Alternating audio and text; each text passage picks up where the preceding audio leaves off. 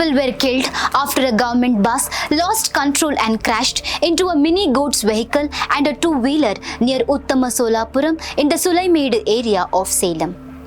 The government bus was travelling from Erode to Salem with more than 30 passengers.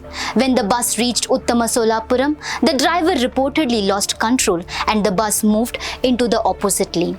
At that moment, it collided with a small goods vehicle and a motorcycle coming from the opposite direction.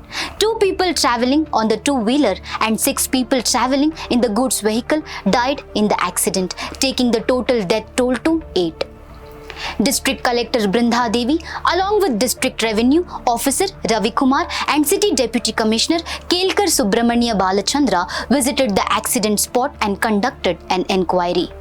They also visited a private hospital and inquired about the condition of the injured passengers. The driver of the government transport bus, Ayyandurai, 49 years old, a resident of Panangadu near Periya Vanavasi in Mettur, has been arrested.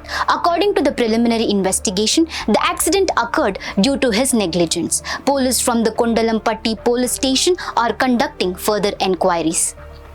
Officials from the Regional Transport Department, led by Rajapandian, are also investigating the incident. Among those who died were Irusaayi, 60 years old, his son Manikandan, 23 years old, Nithishka, 5 years old, Selvaraj, his son Vignesh, Amudha, 11-month-old Jeevika, Murugan, and 2-month pregnant Sandhiya. A total of 11 people were travelling in the Tata Ace vehicle, of whom 5 died.